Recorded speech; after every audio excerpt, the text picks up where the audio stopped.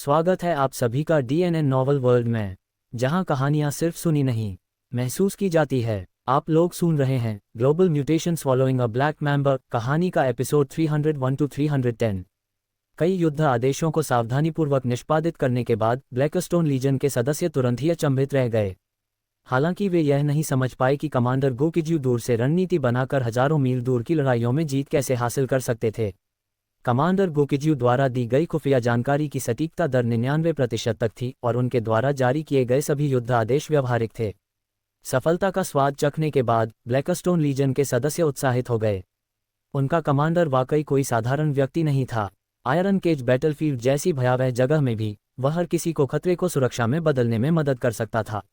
बेशक खतरे को सुरक्षा में बदलना कहना शायद थोड़ी अतिशयोक्ति होगी, लेकिन इतनी शक्तिशाली खुफिया जानकारी के साथ ब्लैकस्टोन लीजन के सदस्य निश्चित रूप से इस जगह पर सबसे सुरक्षित समूह थे। ब्लैकस्टोन लीजन के सभी सैनिकों का मानना था कि लगातार मिल रहे आदेश कमांडर गो किज्यू द्वारा युद्ध क्षेत्र कमांड सेंटर के माध्यम से पहुंचाए जा रहे थे। वास्तव में सभी खुफिया और युद्ध संबंधी आदेश अनंत इंजन द्वारा पूरे किए गए थे। जहां तक कमांडर गो किज्यू की बात है, वह पहले ही बोन प्रिजन हाउंड को गोल्डन लान किंग के खजाने में ले जा चुका था। अगर vermilion Bird Star cluster combat department ने उसे यहां लड़ने के लिए स्थानांतरित नहीं किया होता तो उसे बोन प्रिजन हाउंड के साथ आने का अवसर खोजना पड़ता या फिर अकेले ही आना पड़ता। चूंकि ऐसा अवसर मिला था, इसलिए स्वाभाविक रूप से उसे उस खजाने को लेना ही था जिसे स्वर्ण शेर राजा ने यहां छिपा रखा था। Vermilion Bird Star cluster supreme council hall. राज्य प्रमुख सेलिसब्री 5 अन्य उपराज्य प्रमुखों और वर्मिलियन बर्ड स्टार क्लस्टर के उच्च पदस्थ अधिकारियों के साथ वर्मिलियन बर्ड स्टार क्लस्टर के विभिन्न युद्ध क्षेत्रों की निगरानी कर रहे थे। युद्ध शुरू होने के बाद से उन्हें ये काम हर दिन करना पड़ता था। क्लेन लोगों के भयानक दुश्मन का सामना करते हुए वर्मिलियन बर्ड स्टार क्लस्टर के पास एकमात्र विकल्प यही था कि वह जितना संभव हो सके खुद को बचाए रखे, साथ ही दुश्मन को भी खत्म कर दे। निस्संदेह स्वयं की रक्षा करने और शत्रु को समाप्त करने के साथ साथ वे सक्रिय रूप से विकास की भी तलाश कर रहे थे। इसके लिए वर्मिलियन बर्ड स्टार क्लस्टर के उच्च पदस्थ अधिकारियों को समग्र युद्ध क्षेत्र की स्थिति और यहां तक कि युद्ध क्षेत्र के रुझानों की भी काफी समझ और विवेक की आवश्यकता थी। यह मामला बेहद जटिल था। अन्यथा राष्ट्राध्यक्ष सेलिसब्री और 5 उपराष्ट्राध्यक्षों के चेहरे पर अक्सर गंभीर भाव नहीं दिखाई देते। होलोग्राफिक स्क्रीन पर डिस्प्ले तेजी से कई युद्ध क्षेत्रों से घूमकर आयरन केज बैटलफील्ड पर आ गया। आयरन केज बैटलफील्ड में स्थित वर्मिलियन बर्ड स्टार क्लस्टर से संबंधित प्रासंगिक डेटा भी होलोग्राफिक स्क्रीन पर दिखाई दिया। प्रारंभ में न तो राष्ट्राध्यक्ष सेलिसब्री और न ही उप प्रधानमंत्री हेंसन और अन्य लोगों ने कोई खास प्रतिक्रिया दी। उन्होंने आयरन केज युद्ध क्षेत्र का अवलोकन और मूल्यांकन उसी प्रकार किया जैसे वे अन्य युद्ध क्षेत्रों का करते थे। हानसेन ने कुछ देर तक देखा और व्यंग्यात्मक मुस्कान के साथ कहा, आयरन केज युद्ध क्षेत्र की स्थिति अन्य युद्ध क्षेत्रों की तुलना में कहीं अधिक खराब प्रतीत होती है। स्टार क्लस्टर एलायंस और क्लेन लोग लगातार आयरन केज युद्ध क्षेत्र में अतिरिक्त सैनिक भेज रहे हैं। आयरन केज बैटलफील्ड अब एक भयानक कत्लखाने में बदल गया है। ये सुनकर अन्य सभी उपराष्ट्राध्यक्षों ने सहमति में सिर हिलाया। उपराष्ट्राध्यक्ष ग्वेन ने तब कहा, आयरन केज युद्ध क्षेत्र में वर्मिलियन बर्ड स्टार क्लस्टर की स्थिति अभी भी आशाजनक नहीं है। हम उसके शब्द आगे नहीं बढ़ सके क्योंकि उसने आंकड़ों में एक विसंगति देखी। जब उपराष्ट्राध्यक्ष ग्वेन कुछ देर रुकी तो अन्य उपराष्ट्राध्यक्षों और राष्ट्राध्यक्ष की निगाहें भी उसी दिशा में मुड़ गईं। फिर सभी ने देखा कि युद्ध के मैदान में वर्मिलियन बर्ड स्टार क्लस्टर की लड़ाकू इकाइयों में से एक का समग्र स्कोर लगातार बढ़ रहा था। आयरन केज युद्ध क्षेत्र में स्टार क्लस्टर एलायंस ने 3000 से अधिक लड़ाकू इकाइयों को तैनात किया था। युद्ध के मैदान में इन 3000 लड़ाकू इकाइयों के प्रदर्शन को एक व्यापक स्कोर के रूप में सूची में प्रस्तुत किया जाएगा। वर्मिलियन बर्ड स्टार क्लस्टर की कई नियमित लड़ाकू इकाइयों की रैंकिंग 2500वें स्थान से बाहर थी। वर्मिलियन बर्ड स्टार क्लस्टर की विशिष्ट लड़ाकू इकाइयों की रैंकिंग भी लगभग 1500वें स्थान के आसपास ही थी। सामान्य तौर पर कोई इकाई युद्ध के मैदान में जितने लंबे समय तक रहती है और जितना अधिक योगदान देती है, उसकी रैंकिंग उतनी ही ऊंची होती है। बेशक अगर कोई लड़ाकू इकाई पूरी तरह से नष्ट हो जाती है तो उसका डेटा बदलना बंद हो जाएगा। राज्य प्रमुख सेलिसब्री, उप प्रधानमंत्री हेंसन और ग्वेन को अब जो विसंगति दिखाई दे रही थी उसकी उत्पत्ति ब्लैकस्टोन लीजन से हुई थी। सबकी निगाहों के सामने ब्लैकस्टोन लीजन की रैंकिंग समय समय पर एक स्थान ऊपर चढ़ सकती थी। इससे ये संकेत मिलता है कि ब्लैकस्टोन लीजन युद्ध के मैदान में एक बड़ी भूमिका निभा रहा था। राज्य प्रमुख सेलिसब्री ने उलझन में पूछा, ब्लैकस्टोन लीजन ने युद्ध के मैदान में कब प्रवेश किया? वे लोग इस समय युद्ध के मैदान में क्या कर रहे हैं? ये व्यापक स्कोरिंग प्रणाली स्टार क्लस्टर एलायंस की प्रणाली से जुड़ी हुई थी।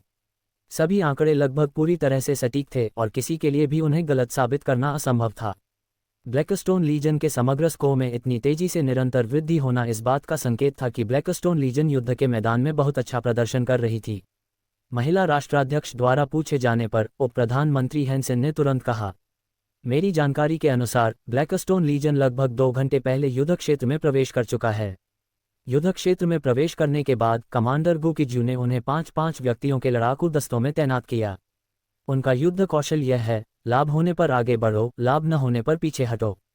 वे युद्ध के मैदान में उपलब्धियां हासिल करने के लिए हर तरह के युद्ध के अवसरों की तलाश करते हैं। फिलहाल कमांडर गो किज्यू मोर्चे से प्राप्त खुफिया जानकारी का लगातार विश्लेषण करके युद्ध के आदेश जारी करते नजर आ रहे हैं। हानसेन के भाषण समाप्त होने के बाद राष्ट्राध्यक्ष सेलिसब्री और अन्य सभी लोगों के चेहरे पर बहुत ही विचित्र भाव दिखाई दिए। कमांडर गो किज्यू की मौजूदा रणनीति भी स्पष्ट रूप से समस्या रहित थी। एक बार समझा दिए जाने पर ऐसी रणनीतिक चालें आसानी से समझ में आ जाती हैं। हालांकि कमांडर गो किज्यू से पहले किसी ने भी ऐसा नहीं किया था। सामान्य परिस्थितियों में एक बार जब कोई लड़ाकू इकाई छोटे छोटे समूहों में बंट जाती है तो वह पूरी तरह से कमान खो सकती है। कमांडर गो किज्यू की ब्लैकस्टोन लीजन 40 दिनों से अधिक समय से निष्क्रिय थी। ऐसा प्रतीत होता था कि कमांडर गो किज्यू भी निष्क्रिय नहीं थे। अन्यथा ब्लैकस्टोन लीजन शायद उतनी सुचारू रूप से काम नहीं कर पाएगा जितनी सुचारू रूप से कोई हाथ उसकी आज्ञा के अधीन उंगली को निर्देशित करता है। हालांकि राष्ट्राध्यक्ष सेलिसब्री और अन्य लोगों ने लौह पिंजरे वाले युद्ध क्षेत्र पर अपनी नज़र नहीं रखी।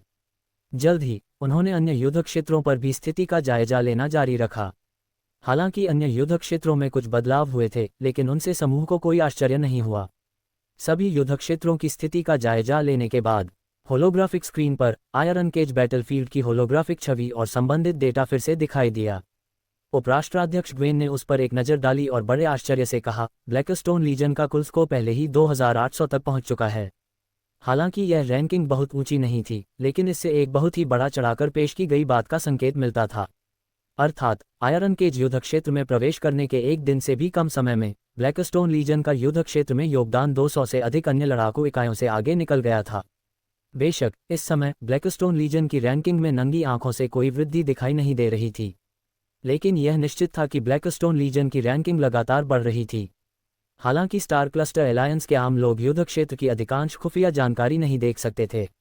वे अभी भी कुछ बुनियादी स्थितियों और युद्ध क्षेत्र में योगदान की रैंकिंग देख सकते थे। इस समय स्टार क्लस्टर एलायंस के संचार चैनल में कई लोगों ने आयरन केज युद्ध क्षेत्र में ब्लैकस्टोन लीजन के उत्कृष्ट प्रदर्शन का पता लगा लिया था। ये बहुत दुख की बात है कि इस समय बहुत कम लोग आयरन केज बैटलफील्ड पर ध्यान दे रहे थे। गो किज्यू को यह नहीं पता था कि उसकी ब्लैकस्टोन लीजन लगातार ध्यान आकर्षित कर रही थी। इस बार आयरन केज बैटलफील्ड में आने का उनका प्राथमिक लक्ष्य अभी भी गोल्डन लान किंग द्वारा छोड़े गए 2 खजाने थे। स्वर्ण शेर राजा द्वारा छोड़े गए 2 खजाने प्राप्त करने के बाद ही वह अन्य मामलों पर विचार करना शुरू करेगा। जहां तक ब्लैकस्टोन लीजन की बात है, वह फिलहाल अनंत इंजन को उनकी सहायता करने देगा। अन्य कमांडरों की तुलना में उन्होंने ब्लैकस्टोन लीजन के सदस्यों के लिए पहले ही काफ़ी कुछ कर दिया था। उसे यह नहीं पता था कि ब्लैकस्टोन लीजन के सदस्यों के लिए उसने बहुत कुछ कर दिया था। जब ब्लैकस्टोन लीजन को आयरन केज युद्ध क्षेत्र में जाने का आदेश मिला तो सभी का मूड किसी कब्र पर जाने जितना गंभीर था। कुछ लोगों को तो ऐसा महसूस हो रहा था मानो वे किसी फांसी के मैदान की ओर जा रहे हों। ब्लैकस्टोन लीजन द्वारा आयरन केज युद्ध क्षेत्र में वास्तव में लड़ाई शुरू करने के बाद ही सभी को इस बात का एहसास हुआ। इस जगह पर भी उनका कमांडर जीर्णता को चमत्कार में बदल सकता था। इसी बीच गो किज्यू और बोन प्रिजन हाउंड को गोल्डन लान किंग के पहले खजाने का पता चल चुका था। गो किज्यू हमेशा से ही गोल्डन लान किंग द्वारा छिपाए गए खजानों को पाने के लिए बहुत उत्सुक थी। ये स्थान पिछले खजाने की तरह अपेक्षाकृत स्थिर उपस्थान में था। गो किज्यू द्वारा बोन प्रिजन हाउंड को लाने के बाद वे आसानी से गोल्डन लान किंग के खंडहरों तक पहुंच गए। बोन प्रिजन हाउंड ने चारों ओर देखा और कहा, महामहिम राष्ट्राध्यक्ष, यहाँ कुछ भी नहीं दिख रहा है। गो किज्यू ने भी चारों ओर देखा और पाया कि यह स्थान पिछले खजाने से बहुत अलग था। इस स्थान पर एक विशाल स्टोनहेंज था। इन स्टोनहेंज में एक विशेष सुरक्षा कवच भी था जो उसे उड़ने से रोकता था। लेकिन एक के बाद एक विशालकाय शिलाखंडों के अलावा यहाँ और कोई वस्तु नहीं थी। इससे 2 संभावनाएं सामने आईं। पहली, ये विशाल पत्थर वो खजाने थे जिन्हें स्वर्णिम शेर राजा ने यहाँ छिपा रखा था। हालांकि सही मायने में देखा जाए तो ये विशालकाय पत्थर कई पहाड़ों से भी ऊंचे थे। अगर इन्हें पूरी तरह से चौकोर आकार में न ढाला गया होता तो इन्हें विशाल पर्वत श्रृंखला कहना भी उचित होता। दूसरी संभावना ये थी कि गोल्डन लान किंग का खजाना स्टोनहेंज के अंदर छिपा हुआ था। बेशक सही मायने में देखा जाए तो 2 अन्य संभावनाएं भी थीं। अर्थात ये अविश्वसनीय रूप से विशाल पत्थर और स्टोनहेंज के भीतर छिपे हुए खजाने सभी स्वर्णिम शेर राजा द्वारा छोड़े गए खजाने थे। या फिर गोल्डन लायन किंग ने यहाँ कुछ भी नहीं छोड़ा। दुर्भाग्यवश गोल्डन लायन किंग के खजाने के नक्शे में केवल इतना ही बताया गया था कि इस जगह पर खजाने हैं, लेकिन ये स्पष्ट नहीं किया गया था कि वे खजाने क्या थे। गुकिजू ने कुछ देर सोचा, फिर कहा, चलो अंदर जाकर देखते हैं। अगर हमें कुछ और नहीं मिला तो हम पोजिशनिंग टेलीपोर्टेशन स्टार चार्ट का उपयोग करके सीधे निकल जाएंगे। बोन प्रिजन हाउंड को निश्चित रूप से कोई आपत्ति नहीं होती, लेकिन उसे इस खजाने की खोज पर ज्यादा भरोसा नहीं था। इस जगह की ऊर्जा लगभग समाप्त हो चुकी थी, ऐसा नहीं लग रहा था कि यहाँ कोई खजाना होगा। हालांकि यह गोल्डन लायन किंग का खजाना था, लेकिन स्टोनहेंज के पास पहुंचते ही गुकिजू ने तुरंत अपना दूसरा युद्ध रूप धारण कर लिया। उसके हाथ में खून से सना हुआ भाला भी था। अगर स्टोनहेंज में कोई खतरा होता तो वह उसे शांति से संभाल सकता था। तथ्यों से यह साबित हुआ कि गोल्डन लायन किंग के टोकन के बिना बाहरी लोगों को खजाने में प्रवेश करना मुश्किल होगा। गुकिजू को रास्ते में कोई भी बाहरी व्यक्ति नहीं मिला। इसके अलावा स्वर्ण शेर राजा ने अपने खजाने में कोई संरक्षक नहीं छोड़ा था। रास्ते में गुकिजू का सामना किसी लड़ाई से नहीं हुआ और न ही उसे कोई खजाना मिला। इससे उसे सिरदर्द हो गया। शायद इस बार बोन प्रिजन हाउंड सही था। ऐसा प्रतीत नहीं होता था कि इस स्थान पर गोल्डन लायन किंग द्वारा छोड़े गए कोई खजाने मौजूद हों। इसी दौरान गुकिजू के नाम से जानी जाने वाली Blackstone Legion Star Cluster Alliance के संचार चैनल पर प्रसिद्ध हो गई। जब गुकिजू और बोन प्रिजन हाउंड 3 दिनों तक स्टोनहेंज में घूम रहे थे, तब ब्लैकस्टोन लीजन 3 दिनों तक बाहर लड़ रही थी। और आयरन केज युद्ध क्षेत्र में ब्लैकस्टोन लीजन के प्रदर्शन ने अब अधिकांश लोगों का ध्यान आकर्षित कर लिया था। उन्होंने सबसे कम समय में अपनी रैंकिंग को 2500 तक पहुंचा दिया, जिससे अन्य सेनाओं द्वारा स्थापित कई युद्ध संबंधी रिकॉर्ड टूट गए। स्टार क्लस्टर एलायंस के संचार चैनल में ब्लैकस्टोन लीजन के बारे में लगातार चर्चाएं हो रही थीं। किसी ने उत्सुकता से पूछा, क्या वर्मिलियन बर्ड स्टार क्लस्टर सभ्यता की ब्लैकस्टोन लीजन वास्तव में एक नियमित लड़ाकू इकाई है? ऐसा लगता तो नहीं है। इस व्यक्ति के पूछने के बाद किसी ने तुरंत जवाब दिया, मैं सभी को जिम्मेदारी से बता सकता हूं कि ब्लैकस्टोन लीजन एक नियमित लड़ाकू इकाई है। यह जवाब सुनकर दूसरों को स्वाभाविक रूप से और भी संदेह होने लगा। ऐसा हो ही नहीं सकता। क्या वर्मिलियन बर्ड स्टार क्लस्टर की नियमित लड़ाकू इकाई भी इतनी शक्तिशाली है? हालांकि वर्मिलियन बर्ड स्टार क्लस्टर सभ्यता के लोग इस प्रश्न को देखकर अपनी बड़ाई करने से खुद को रोक नहीं पाए। आखिरकार, अगर उनकी नियमित लड़ाकू इकाइयां इतनी शक्तिशाली थीं, तो क्या उनकी विशिष्ट लड़ाकू इकाइयां बेजोड़ नहीं होंगी? हालांकि स्टार क्लस्टर संचार चैनल में कई संदेश पारदर्शी थे। उनके लिए शेखी बघारना आसान नहीं था, और वर्मिलियन बर्ड स्टार क्लस्टर की कुलीन लड़ाकू इकाइयां काफी निराशाजनक थीं। विभिन्न युद्ध क्षेत्रों में उनका प्रदर्शन मात्र औसत दर्जे का था, लेकिन ब्लैकस्टोन लीजन और ब्लैकस्टोन लीजन के कमांडर के बारे में शेखी बघारना बिल्कुल ठीक था। वर्मिलियन बर्ड स्टार क्लस्टर के उप प्रधानमंत्री हैंसन की प्रिय पुत्री युवा मिस हान शियाओयान ने स्टार क्लस्टर एलायंस चैनल पर अपना प्रदर्शन शुरू किया। ब्लैकस्टोन लीजन के बारे में मुझे और भी अंदरूनी जानकारी पता है। स्टार क्लस्टर एलायंस के संचार चैनल पर उसकी पहचान की पुष्टि हो चुकी थी। जब उसने यह बात कही तो स्वाभाविक रूप से सभी को ये जानने की उत्सुकता हुई कि उसे क्या पता है। युवा महिला हान शियाओयान ने उन्हें सस्पेंस में नहीं रखा और सीधे कहा, कमांडर गुकिजू के नेतृत्व वाली ब्लैकस्टोन लीजन मूल रूप से एक साधारण लीजन थी। हालांकि सही सेना का सामना सही कमांडर से हुआ।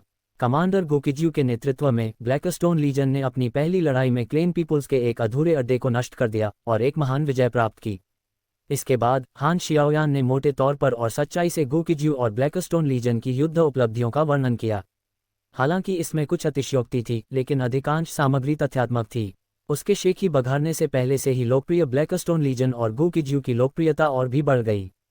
अधिक से अधिक लोगों का ध्यान आयरन केज बैटलफील्ड और ब्लैकस्टोन लीजन की ओर मुड़ने लगा। हालांकि यंग मिस हान शियाओयान ने स्टार क्लस्टर एलायंस के संचार चैनल पर थोड़ा सा गर्व जताया। ब्लैकस्टोन लीजन बेहद प्रभावशाली थी। युद्ध के मैदान में उनका योगदान लगातार बढ़ रहा था। गुकिजू को यह नहीं पता था कि वह एक बार फिर से प्रसिद्ध हो गया है, और इस बार वह वर्मिलियन बर्ड स्टार क्लस्टर में प्रसिद्ध नहीं था, बल्कि स्टार क्लस्टर एलायंस की 50 से अधिक स्टार क्लस्टर सभ्यताओं में अपनी उपस्थिति दर्ज करा चुका था। बेशक इस समय उनके पास अपनी अचानक मिली प्रसिद्धि से निपटने का समय नहीं था। 7 दिनों तक स्टोनहेंज की यात्रा करने के बाद आखिरकार उसे वह खजाना मिल गया जिसे गोल्डन लायन किंग ने इस जगह पर छिपा रखा था। स्वर्ण शेर राजा ने यहाँ एक सेना छिपा रखी थी। इस सेना में 3000 व्यक्ति शामिल थे, जिनमें से सभी युद्ध मशीनें थीं जिन्हें गोल्डन लायन किंग वॉरियर्स कहा जाता था। इन गोल्डन लायन किंग योद्धाओं के पास मानव और गोल्डन लायन दोनों प्रकार के युद्ध रूप थे और उनकी रैंक सभी F रैंक कॉस्मिक लेवल की थी। गुकिज्यू की इस बार किस्मत चमक गई। इस समय उसे सबसे ज्यादा जरूरत एक शक्तिशाली प्रत्यक्ष वंशिकाई की थी। हालांकि अनंत साम्राज्य प्रतिभाओं को निखारने में पहले से ही व्यस्त था, लेकिन प्रतिभाओं के विकास में जाहिर तौर पर समय लगता है। वह सिर्फ यह नहीं कह सकता था कि उसे अभी एक शक्तिशाली प्रत्यक्ष युद्ध इकाई की आवश्यकता है और यह उम्मीद कर सकता था कि अनंत साम्राज्य के विभिन्न विभाग जादू की तरह उसे प्रकट कर देंगे। लेकिन गोल्डन लायन किंग वॉरियर्स के आगमन ने इस समस्या का पूरी तरह से समाधान कर दिया। इन सभी गोल्डन लायन किंग योद्धाओं के पास एफ रैंक के 9वें स्तर के शिखर की युद्ध शक्ति थी। साधारण ई रैंक कॉस्मिक लेवल योद्धाओं का सामना करते समय भी उनमें लड़ने की शक्ति थी। इस सशस्त्र बल के साथ गुकिज्यू आगामी लड़ाइयों में अधिक लाभ प्राप्त कर सकता है। गोल्डन लायन किंग वॉरियर्स के युद्ध मोड से परिचित होने के बाद गुकिज्यू ने कुछ मिशनों को अंजाम देने के लिए उन्हें नियंत्रित करना शुरू कर दिया। एक बार सक्रिय होने के बाद इन गोल्डन लायन किंग योद्धाओं की पहचान आपस में जुड़ जाती थी और फिर उन्हें चेतना का उपयोग करके नियंत्रित किया जा सकता था। आधे घंटे का समय बिताने के बाद गुकिज्यू पहले से ही इन गोल्डन लायन किंग योद्धाओं को कुशलतापूर्वक युद्ध अभियानों को अंजाम देने का आदेश देने में सक्षम हो गई थी। इसके बाद उन्होंने ब्लैकस्टोन लीजन के कमांडर के रूप में अपने अधिकार का उपयोग करते हुए इन युद्ध मशीनों को ब्लैकस्टोन लीजन की लड़ाकू इकाइयों के रूप में पंजीकृत कराया। इस समय वह अनंत शक्ति का उपयोग करके गोल्डन लायन किंग योद्धाओं को आदेश दे सकता था और उन्हें हर जगह लड़ने के लिए भेज सकता था। हालांकि उन्होंने ऐसा न करने का विकल्प चुना, बल्कि इस प्रत्यक्ष वंशिकाई को अपने पास ही रखा। इन सभी कार्यों को पूरा करने के बाद ही गुकिज्यू को बाहरी दुनिया पर ध्यान देने का समय मिला।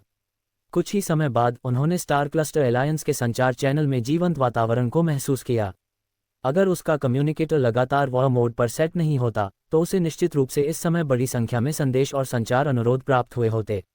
वॉर मोड में केवल वर्मिलियन बर्ड स्टार क्लस्टर के उच्च पदस्थ अधिकारी और अन्य कमांडर ही उससे संपर्क कर सकते थे।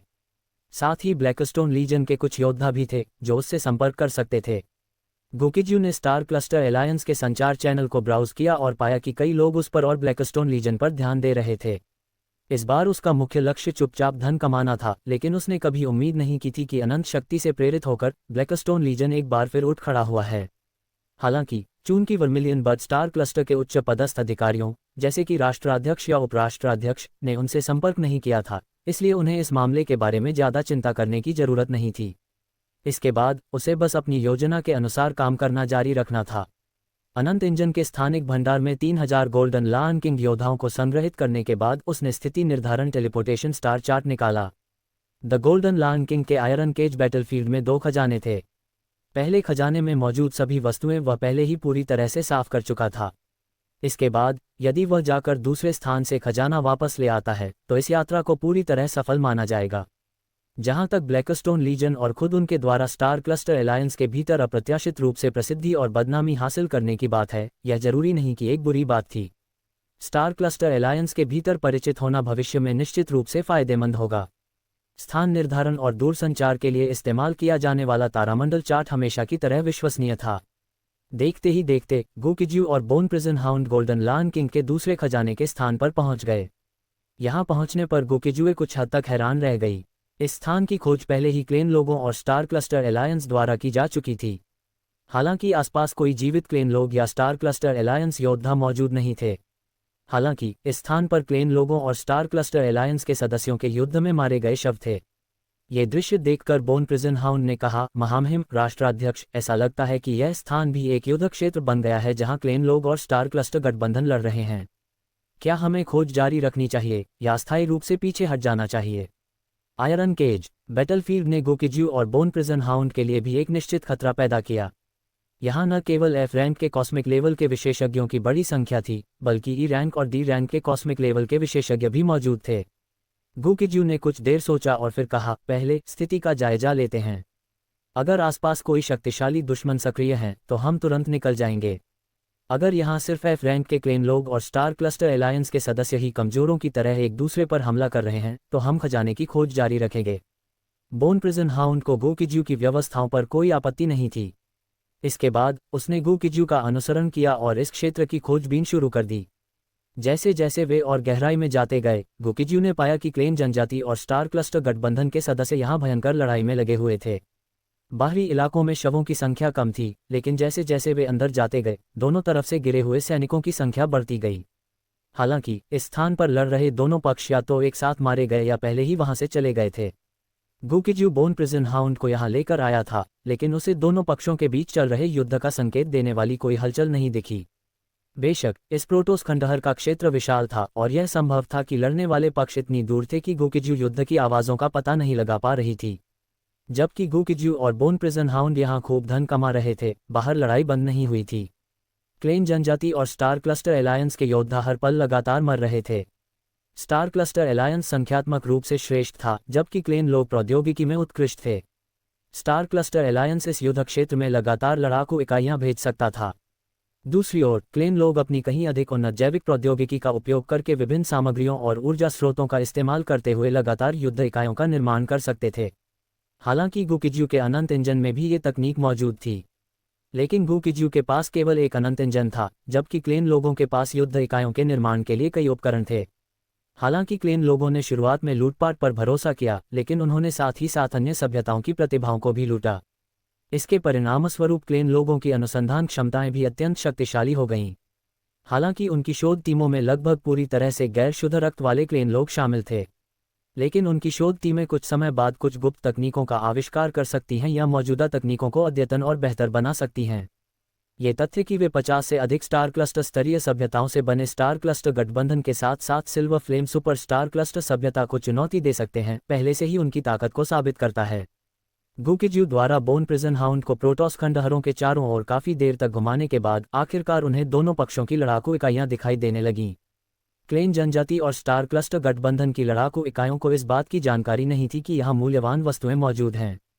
इस स्थान पर दोनों पक्ष केवल निरर्थक गोलीबारी में उलझे हुए थे। कुछ देर ध्यान से देखने के बाद गुकिजू निश्चिंत हो गई। ऐसा लगता है कि यहाँ सिर्फ कुछ एफ रैंक के योद्धा ही लड़ रहे हैं, हमें चिंता करने की जरूरत नहीं है। बोन प्रिजन हाउंड ने गुकिजू के आकलन से पूरी तरह सहमति जताई। इसने पूछा, महामहिम राष्ट्राध्यक्ष, क्या हमें तारा समूह गठबंधन के सदस्यों की मदद करनी चाहिए?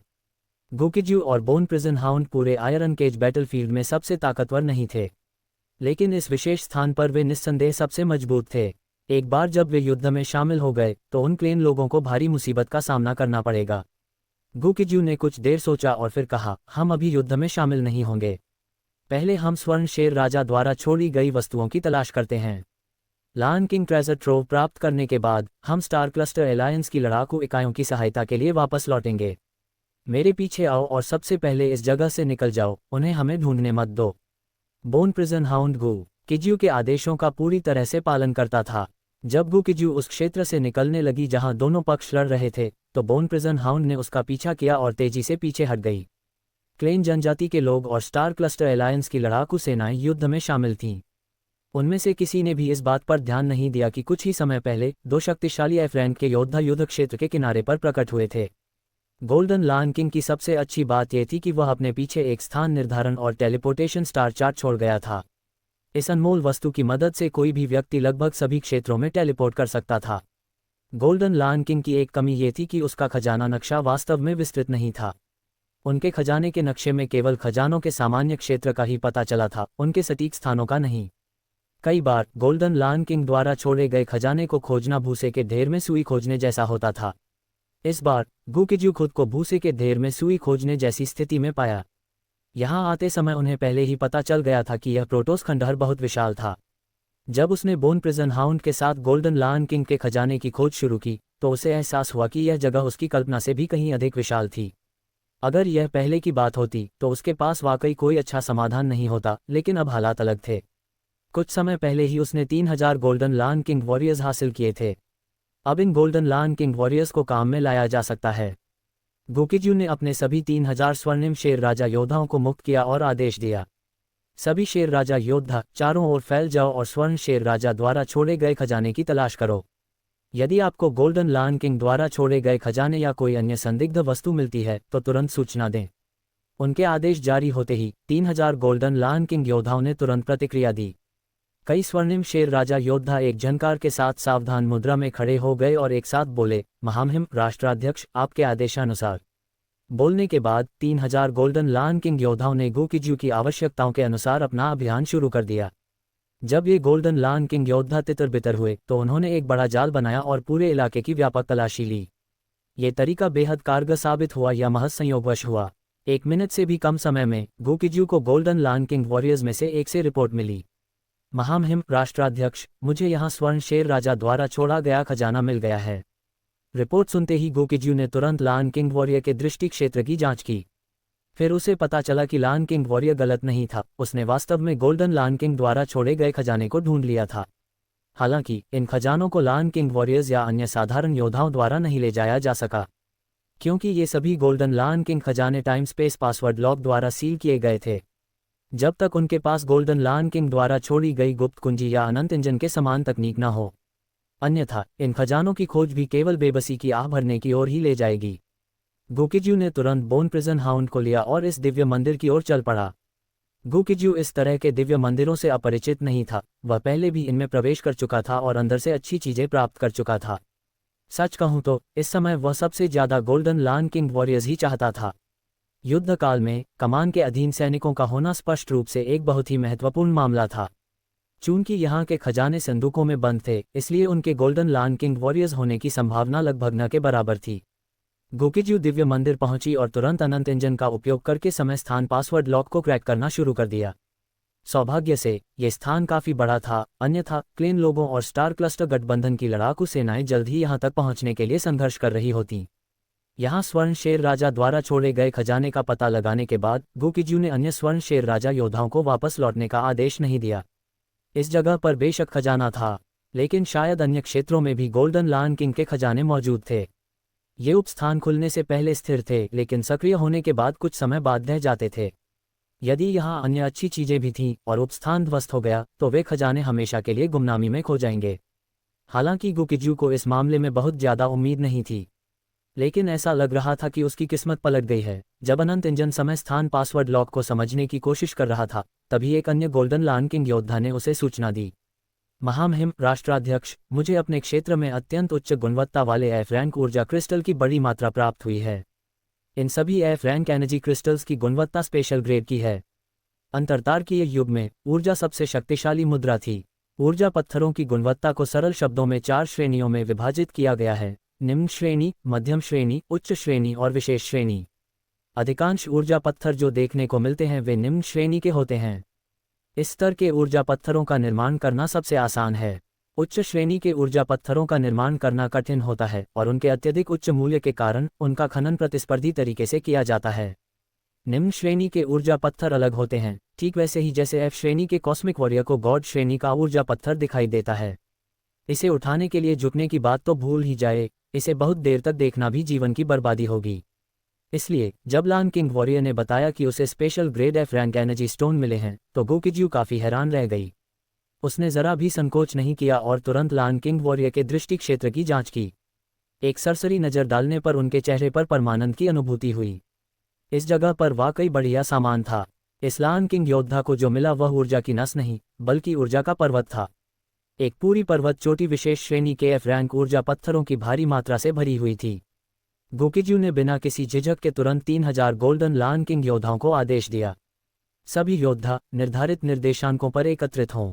इस क्षेत्र में मौजूद special grade F rank energy stone को जल्दी से निकाल लें। नुकसान की चिंता न करें, जितनी तेजी से खुदाई होगी उतना ही अच्छा होगा। अगर गोकिजू सचमुच क्लोन देने में असमर्थ न होता तो वह खुद जाकर उसका खनन करना चाहता। हालांकि वह खुद नहीं जा सकता था, लेकिन बोन प्रिजन हाउंड को मदद के लिए भेजना निश्चित रूप से संभव था। इससे गोकिजू की एफ रैंक युद्ध मशीनों की बड़ी संख्या हासिल करने की इच्छा और भी बढ़ गई। ऐसा लगता था कि उसे लौटने पर संसाधनों और सामग्रियों को एकीकृत करना होगा और अनंत इंजन का उपयोग करके सीधे उनका निर्माण करना होगा। हालांकि युद्ध मशीनें कई मामलों में वास्तविक जैविक जीवन रूपों की तुलना में अभी भी कुछ हद तक कमतर थीं। लेकिन वर्तमान स्थिति में एफ रैंक की लड़ाकू सेनाओं का होना ही पर्याप्त था, अन्य मामलों के बारे में ज़्यादा चिंता करने की कोई ज़रूरत नहीं थी। गोकिजू ने इस मामले में अपना मन पूरी तरह से बना लिया था। गोल्डन लायन किंग वॉरियर्स पेशेवर संसाधन खनन बल नहीं थे, लेकिन सौभाग्य से उनकी संख्या अच्छी खासी थी, कुल मिलाकर 3000। इस पर्वत की खुदाई करना कोई कठिन कार्य नहीं था। जहां एक और बड़ी मात्रा में special grade F rank energy stone एकत्र किए जा रहे थे, वहीं दूसरी ओर टाइम स्पेस पासवर्ड लॉक पर भी प्रगति हो रही थी। क्लिक, एक तेज आवाज के बाद टाइम स्पेस पासवर्ड लॉक खुल गया। उसी क्षण टाइम स्पेस पासवर्ड लॉक से सील किया हुआ एक डिब्बा जमीन पर गिर गया। गोकिजू ने डिब्बा खोला और उसमें एक बहुत ही विचित्र उपकरण देखा। क्या बात है, गोल्डन लायन किंग के पास मौजूद ब्लैक टेक्नोलॉजी निश्चित रूप से क्लेन लोगों की तुलना में कम नहीं बल्कि अधिक थी। गोकिजू ने उस तकनीकी उपकरण को पहले कभी नहीं देखा था जो अब उसके सामने प्रकट हुआ था। सौभाग्यवश अनंत इंजन बहुत शक्तिशाली था और स्कैन करने के बाद आइटम का विवरण प्रदान करता था। एफ रैंक सामग्री संवर्धन भट्टी एक निश्चित मात्रा में ऊर्जा पत्थरों और संबंधित सामग्रियों का उपयोग करने के बाद यह अधिकांश एफ रैंक सामग्रियों को संवर्धित कर सकती है। चांदी के रंग का षड्भुजाकार फलकों वाला ये तकनीकी उपकरण वास्तव में एक सामग्री संवर्धन भट्टी थी। इसका उपयोग करने का तरीका बेहद सरल था, फिर भी इसका प्रभाव काफ़ी शक्तिशाली था। हालांकि अनंत इंजन में भी इसी तरह के कार्य होते थे। हालांकि अनंत इंजन ऊर्जा की अत्यधिक खपत करता था। अनंत इंजन की तुलना में यह एफ रैंक सामग्री संवर्धन भट्टी अविश्वसनीय रूप से ऊर्जा कुशल थी। उसी कार्य को करने के लिए इसने अनंत इंजन की तुलना में केवल लगभग 50% ऊर्जा और सामग्री की खपत की। ऐसा इसलिए नहीं था कि इस वस्तु की तकनीकी सामग्री अनंत इंजन की तुलना में अधिक थी, बल्कि इसलिए था कि अनंत इंजन के उपयोग की एक विस्तृत श्रृंखला थी और यह सभी पहलुओं में व्यापक नहीं हो सकता था। इस उपकरण का उपयोग करना सीखने के बाद गोकिजू ने अनंत इंजन के स्थानिक भंडार से सामग्रियों का एक ढेर निकाला। इसके बाद उसने बड़ी मात्रा में ऊर्जा पत्थर निकाले और उन्हें एफ रैंक सामग्री संवर्धन भट्टी में डाल दिया। वह ये देखना चाहता था कि इस उपकरण का वास्तविक प्रभाव क्या होता है। एफ रैंक मटीरियल एनहेंसमेंट फनेस में बड़ी मात्रा में सामग्री और ऊर्जा पत्थरों को डालने के बाद गोकिजू ने इस उपकरण की सबसे बड़ी कमी का पता लगाया। इन सामग्रियों को संवर्धित और संयोजित करने में वास्तव में 15 दिन लगते हैं। गोकिजू ने अपने सामने रखे उपकरण को देखा और एक पल के लिए अवाक रह गई। जब उसने अनंत इंजन को कुछ करने के लिए कहा तो अनंत इंजन लगभग वास्तविक समय में उसे पूरा कर सकता था। कठिन कार्यों को भी अनंत इंजन एक दिन के भीतर पूरा कर सकता था। हालांकि यह एफ रैंक मटीरियल एनहेंसमेंट फनेस अनंत इंजन की तुलना में अधिक ऊर्जा कुशल थी, लेकिन इसकी दक्षता वास्तव में दिल को छू लेने वाली थी। बेशक शांति के समय में एफ रैंक के कॉस्मिक वॉरियर्स के पास सामग्रियों को धीरे धीरे संयोजित और उन्नत करने के लिए लंबी जीवन अवधि होती थी, इसलिए इस उपकरण के अभी भी अपने उपयोग थे।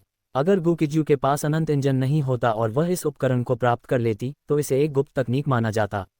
दुर्भाग्यवश अनंत इंजन की तकनीकी क्षमता इस उपकरण से कहीं अधिक श्रेष्ठ थी, जिसके कारण एफ रैंक मटीरियल एनहेंसमेंट फनेस कम उत्कृष्ट प्रतीत हुई। हालांकि गोकिजू के साथ इस वस्तु के अभी भी अपने उपयोग थे। उन्होंने अनंत इंजन को आदेश दिया, रिवर्स इंजीनियरिंग शुरू करो, संबंधित तकनीक को समझो और उसे अनुकूलित और अद्यतन करो। गोकिजू का आदेश सुनते ही अनंत इंजन तुरंत चलने लगा। रिवर्स इंजीनियरिंग शुरू कर दी गई है, स्कैनिंग और विश्लेषण जारी है। ये प्रक्रिया जाहिर तौर पर काफ़ी लंबी थी। गोकिजू का इस उपकरण की रिवर्स इंजीनियरिंग और अपग्रेड करने के लिए अनंत इंजन का उपयोग करने का केवल एक ही उद्देश्य था, यानी वह इस एफ रैंक मटीरियल एनहेंसमेंट फनेस का बड़े पैमाने पर उत्पादन करना चाहता था और इसे उपयोग के लिए आउटपोस्ट स्टार भेजना चाहता था। निम्न श्रेणी की सामग्रियों का मूल्य और उपयोग बहुत सीमित था। निम्न श्रेणी की सामग्रियों को मिलाकर और उन्हें बेहतर बनाकर उच्च श्रेणी की सामग्रियां बनाना न केवल उनके मूल्य में भारी वृद्धि करेगा बल्कि उनके अनुप्रयोग के दायरे को भी काफ़ी हद तक विस्तारित करेगा। यदि इस वस्तु का बड़े पैमाने पर उपयोग किया जा सके तो इसकी कम दक्षता अब कोई समस्या नहीं रहेगी। इन मामलों को निपटाने के बाद गोकिजू F rank special grade energy mine के स्थान पर गई। कभी विशाल और भव्य दिखने वाली यह खदान अत्यंत तेजी से बदल रही थी। खदान में छिपे हुए एफ रैंक स्पेशल ग्रेड ऊर्जा पत्थरों का खनन लायन किंग वॉरियर्स और बोन प्रिजन हाउंड्स द्वारा लगातार किया जा रहा था। हालांकि लायन किंग वॉरियर्स और बोन प्रिजन हाउंड ऊर्जा खनन में पेशेवर नहीं थे, फिर भी उनकी दक्षता अच्छी थी। हालांकि गोकिजू की अच्छी किस्मत यहीं खत्म हो गई। बूम! कुछ ही दूरी पर अचानक एक भयानक विस्फोट हुआ। अभी अभी जो भीषण विस्फोट हुआ वह क्लेन लोगों द्वारा एक अंतरिक्ष यान को उड़ा दिए जाने की आवाज़ थी। स्टार क्लस्टर एलायंस की युद्धक सेनाओं को क्लेन लोगों ने हरा दिया था। स्टार क्लस्टर एलायंस के योद्धा सभी दिशाओं में भागने लगे। स्टार क्लस्टर एलायंस के वे योद्धा जो प्रोटोस खंडहरों से बच निकले, सौभाग्य से अपनी जान बचा पाए। स्टार क्लस्टर एलायंस के शेष योद्धा इतने भाग्यशाली नहीं थे। उन्होंने बाहर भागने के बजाय भीतर भागने का विकल्प चुना।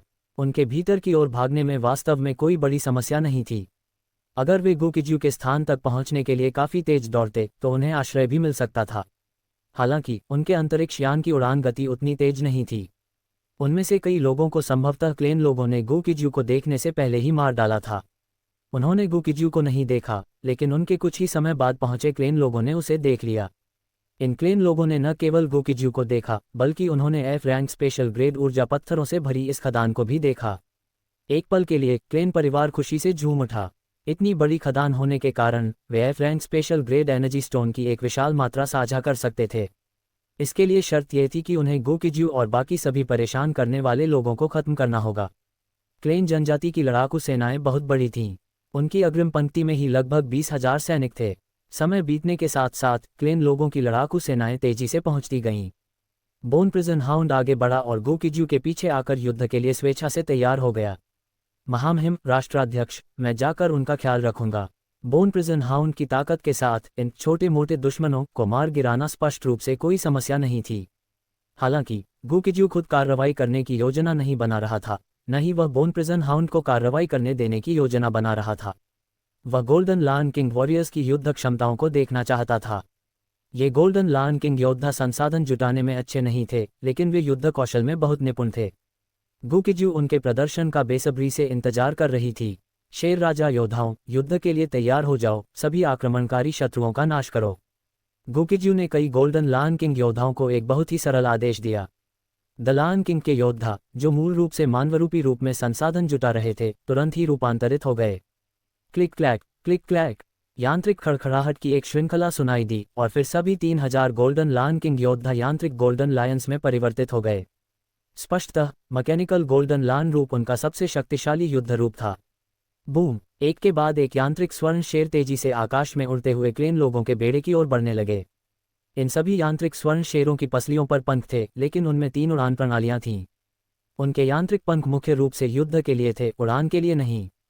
हालांकि क्लेन लोगों ने स्टार क्लस्टर एलायंस की कई लड़ाकू इकाइयों से लड़ाई लड़ी थी, लेकिन उनका सामना अभी तक इन यांत्रिक स्वर्णिम शेरों से नहीं हुआ था। कई सारे यांत्रिक स्वर्ण शेरों को निर्भीक होकर उड़ते देख क्लेन पीपुल्स के कमांडर ने तुरंत युद्ध का आदेश जारी किया। गोली दागो, मुफ्त हमला, व्यापक हमला। कमांडर के आदेश पर क्लेन लोगों के अंतरिक्ष यानों ने अचानक अपनी शक्ति का प्रदर्शन कर दिया।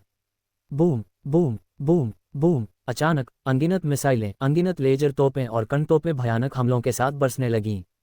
भारी गोलाबारी का सामना करते हुए मैकेनिकल गोल्डन लायंस के चारों ओर तुरंत ऊर्जा ढालें प्रकट हो गईं। असंख्य मिसाइलों और लेजर तोपों ने लगातार मैकेनिकल गोल्डन लायंस की ऊर्जा ढालों पर बमबारी की।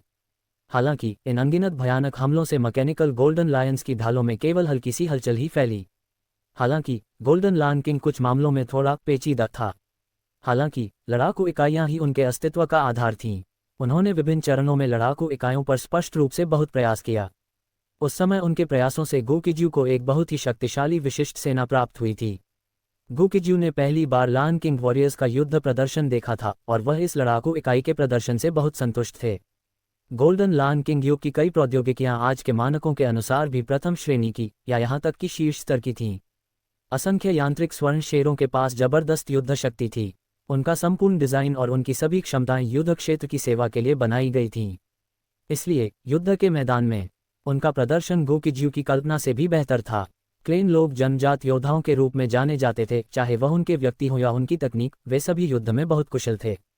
लेकिन जब मैकेनिकल गोल्डन लायंस का सामना करना पड़ा तो क्लेन लोग नुकसान में थे। युद्ध क्षेत्र में लगभग हर जगह यही स्थिति थी।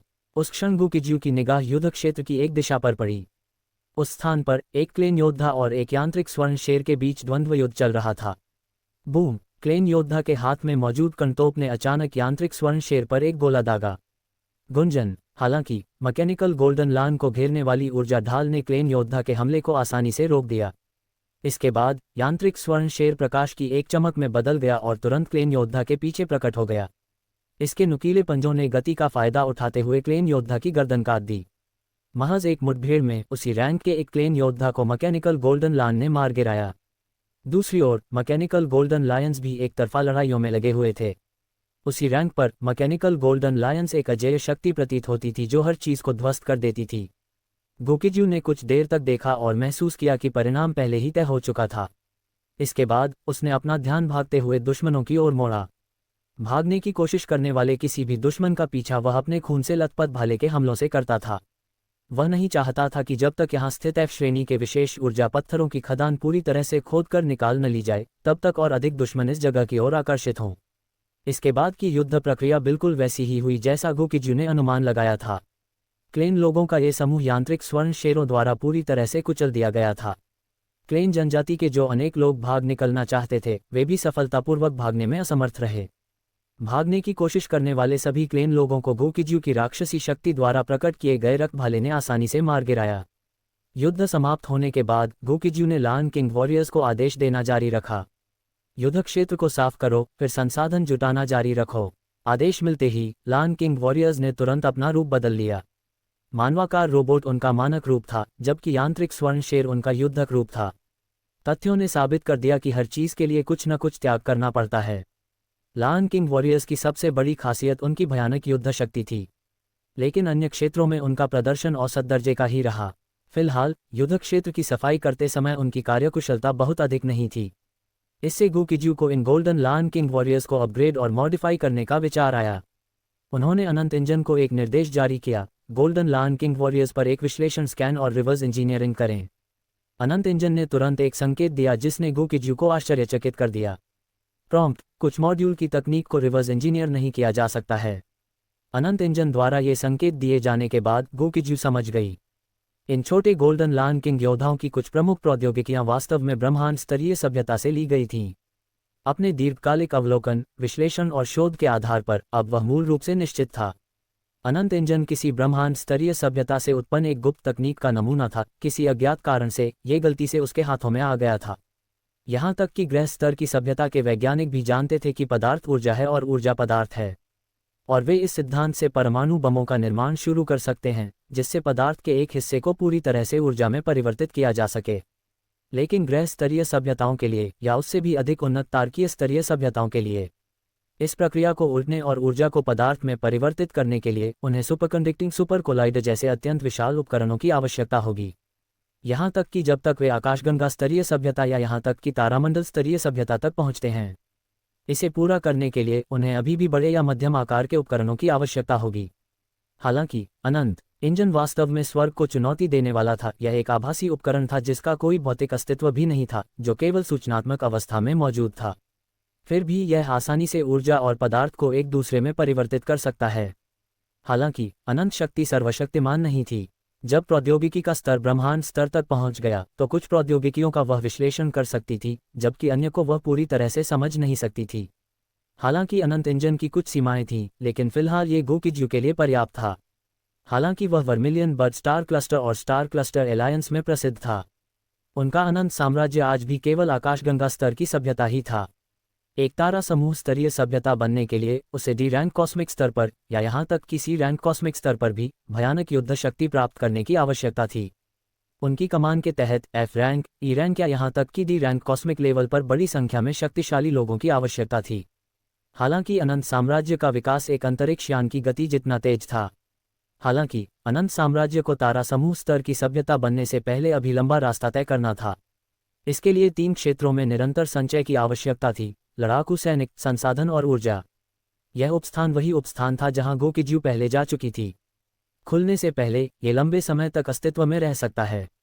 एक बार जब बाहर से इसे जोड़ने के लिए एक स्थानिक चैनल खोला जाता था तो उपस्थान बहुत कम समय में ढह जाता था। उनके गोल्डन लान किंग वॉरियर्स ने यहाँ ऊर्जा पत्थरों को इकट्ठा करना मुश्किल से ही पूरा किया था कि यह स्थान लगातार ढहने लगा। जब वह उपस्थान ढह गया तो उसने वहां रुकने की हिम्मत नहीं की। इस स्थान पर बने रहने से अंतरिक्ष के भीतर की अशांति या अंतरिक्ष के भीतर की झिल्ली में बह जाने का खतरा हो सकता है। उन स्थानों पर समय, स्थान और साथ ही बुनियादी और उन्नत विज्ञान के सभी नियम और प्रमेय लागू नहीं हो सकते हैं। एक बार सबस्पेस मेम्ब्रेन में प्रवेश कर जाने के बाद एसएसआर रैंक का कॉस्मिक लेवल का शक्तिशाली प्राणी भी बिना किसी नुकसान के बच निकलने में सक्षम नहीं हो सकता है। इसलिए गोकिज्यू तुरंत बोन प्रिजन हाउंड और गोल्डन लान किंग वॉरियर्स को अपने साथ लेकर भाग गया। जब वह बाहरी दुनिया में पहुंचा तो बाहर युद्ध अभी भी जारी था। हालांकि यह उनके गोल्डन लान किंग वॉरियर्स के लिए सबके सामने अपनी प्रतिभा दिखाने का एक अवसर था। गोकिज्यू ने अनंत इंजन के स्थानिक भंडार से लान किंग वॉरियर्स को तैनात नहीं किया। ये लान किंग वॉरियर्स बेहद मूल्यवान थे और इनकी मदद से तियानली और अन्य लोग, साथ ही अनंत इंजन, लगातार इन पर शोध, विश्लेषण, उन्नयन और संशोधन कर सकते थे। अगर वे लान किंग वॉरियर्स की हूबहू नकल कर सके तो कुलीन सैनिकों को प्रशिक्षित करने की परेशानी उठाने की कोई जरूरत नहीं होगी। कुलीन लड़ाकू सैनिकों के लिए उन्हें स्वाभाविक रूप से विकसित होने देना ही पर्याप्त होगा। आखिरकार लान किंग वॉरियर्स सभी युद्ध अभियानों को संभालने में सक्षम थे। गोकिज्यू ने लान किंग वॉरियर्स को आयरन केज बैटलफील्ड पर होने वाली लड़ाई में भाग लेने की अनुमति नहीं दी, लेकिन आयरन केज बैटलफील्ड में उनके प्रकट होने के कुछ ही समय बाद उन्होंने काफी ध्यान आकर्षित किया। इससे पहले भी कई लोग उसकी तलाश कर रहे थे, लेकिन वे उसे कभी ढूंढ नहीं पाए थे। जब गु किज्यू को पता चला कि अधिक से अधिक लोग उसकी ओर ध्यान देने लगे हैं तो उसने तुरंत ब्लैकस्टोन लीजन को एक आदेश जारी किया। ब्लैकस्टोन लीजन के सभी सैनिक मेरे बताए गए निर्देशांकों पर एकत्रित हों।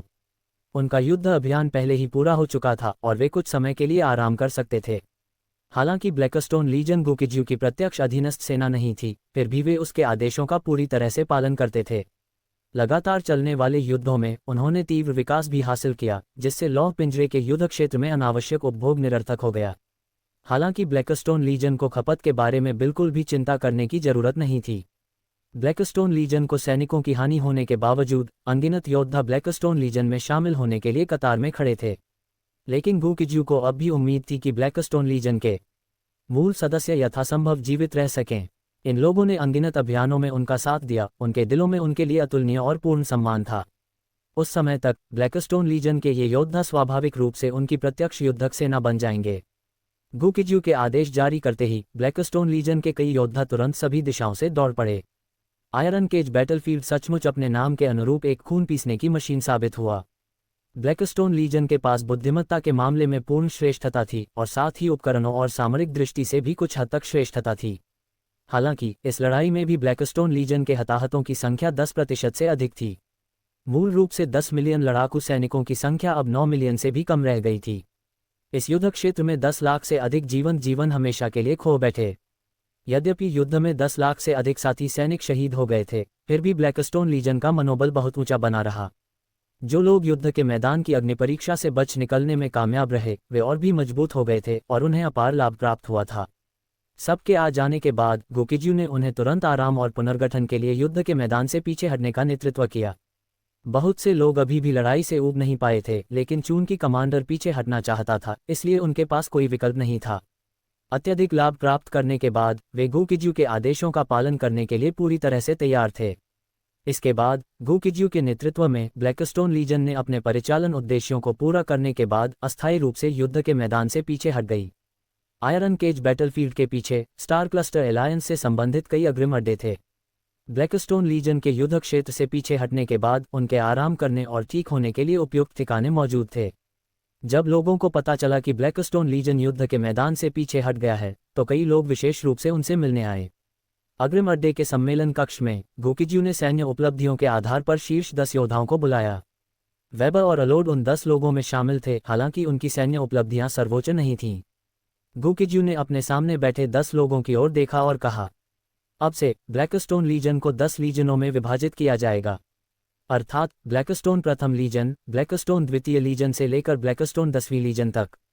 वेबर प्रथम लीजन का कमांडर होगा, अलोड द्वितीय लीजन का कमांडर होगा। गु किज्यू ने तुरंत अपने सामने मौजूद 10 लोगों को नियुक्त कर दिया। इस बार सर्वोच्च सैन्य उपलब्धियां हासिल करने वाले झाओ तियानई को 9वीं सेना का कमांडर नियुक्त किया गया। झाओ तियानई ब्लैकस्टोन लीजन में सबसे मजबूत विशेषज्ञ नहीं थे, बल्कि वे अपेक्षाकृत भाग्यशाली थे।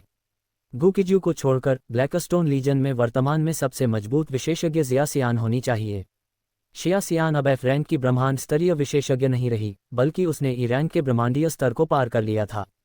हालांकि उनकी सैन्य उपलब्धियां झाओ तियानई जितनी उच्च नहीं थीं, फिर भी वे दूसरी सबसे उच्च थीं। शिया सियान जिस लीजन से संबंधित थी, वह ब्लैकस्टोन 10th लीजन थी। व्यक्तियों को व्यवस्थित और तैनात करने के बाद गु किज्यू ने उनकी ओर देखा और पूछा, आर्विस से संबंधित मामले पर आपके क्या विचार हैं? आर्विस ब्लैकस्टोन लीजन के उप कमांडर थे और गु किज्यू ने यह सवाल उन्हें दरकिनार करने के लिए नहीं पूछा था। इसका कारण ये था कि पिछली लड़ाई के दौरान आर्विस लापता हो गया था। उसकी मृत्यु नहीं हुई थी, उसका जीवन क्रिस्टल स्तंभ टूटा नहीं था, बल्कि वह बस लापता था। इस क्षण वेबर, अलोड, झाओ तियानई और जिया सियान सभी चिंतन में लीन हो गए। सभी ने गु किज्यू को साहसी और रणनीतिक माना, लेकिन आर्विस के बारे में उनका मूल्यांकन 2 शब्दों में था, लापरवाह और क्रूर। गु किज्यू ने पहले सभी को खुफिया सहायता प्रदान की थी, लेकिन केवल आर्विस ने उसकी बात सुनने से इनकार कर दिया।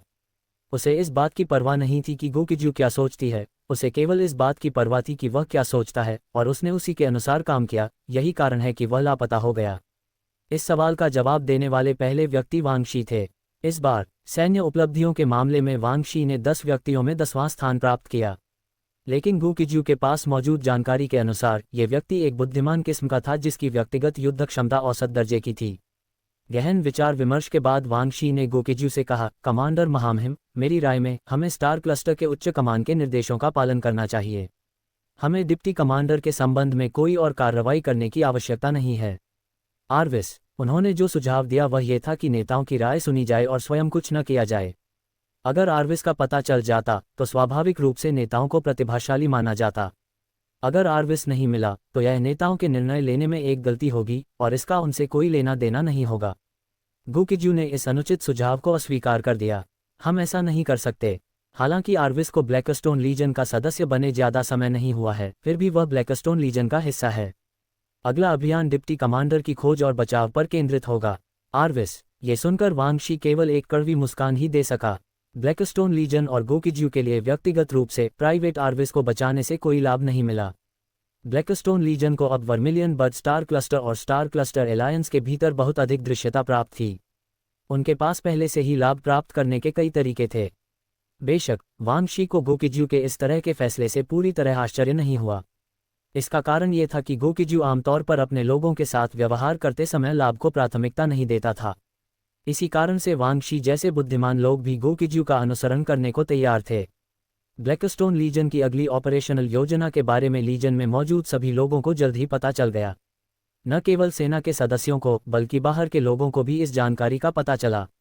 ऐसा इसलिए था क्योंकि ब्लैकस्टोन लीजन इस बार किसी की तलाश कर रहा था और उसे बहुत सारी उपयोगी जानकारी की जरूरत थी। यदि अन्य सेनाओं की परिचालन योजनाएं उप कमांडर की खोज के इर्द गिर्द घूमती तो उन्हें स्पष्ट रूप से आलोचना का सामना करना पड़ता। ब्लैकस्टोन लीजन अलग थी। वे आयरन केज युद्ध क्षेत्र में अपने परिचालन उद्देश्यों को पहले ही पार कर चुके थे। अगर वे इसके बाद प्राइवेट आर्विस को बचाना चाहें तो किसी को कोई आपत्ति नहीं होगी। जब ब्लैकस्टोन लीजन अभी भी विश्राम कर रहा था, उप प्रधानमंत्री हैंसन ने फिर से गो किज्यू से संपर्क किया। कमांडर गो किज्यू, वर्मिलियन बर्ड स्टार क्लस्टर ने ब्लैकस्टोन लीजन की सहायता के लिए कुलीन योद्धाओं का एक दल भेजा है। क्या ब्लैकस्टोन लीजन को संचालन के संबंध में स्टार क्लस्टर से किसी अन्य सहायता की आवश्यकता है? उप प्रधानमंत्री हैंसन के शब्द गो किज्यू के लिए महज एक औपचारिकता थे। गो किज्यू स्वाभाविक रूप से जानती थी कि यह शिष्टाचारपूर्ण बातचीत थी। हालांकि कुछ देर सोचने के बाद भी उन्होंने कहा, क्या ब्लैकस्टोन लीजन के उपकरणों को विशिष्ट बलों द्वारा उपयोग किए जाने वाले उपकरणों से बदला जा सकता है? यह अनुरोध न तो बहुत बड़ा था और न ही बहुत छोटा। वर्मिलियन बर्ड तारामंडल निश्चित रूप से 10 मिलियन लोगों के लिए उपकरण उपलब्ध करा सकता है। समस्या सिर्फ ये थी कि ऐसा करने से नियमों का उल्लंघन होता। विशिष्ट बलों के उपकरणों में वर्मिलियन बर्ड स्टार क्लस्टर की कुछ गोपनीय प्रौद्योगिकियां शामिल थीं, जिन्हें स्पष्ट रूप से बाहरी रूप से लीक नहीं किया जा सकता था। यदि कोई अन्य उपराष्ट्राध्यक्ष होता तो गो किज्यू का अनुरोध पहले ही अस्वीकार कर दिया गया होता। लेकिन उप प्रधानमंत्री हैंसन स्पष्ट रूप से लचीलापन दिखाने में बहुत कुशल थे। हानसेन ने कुछ देर सोचा और फिर एक समाधान सुझाया।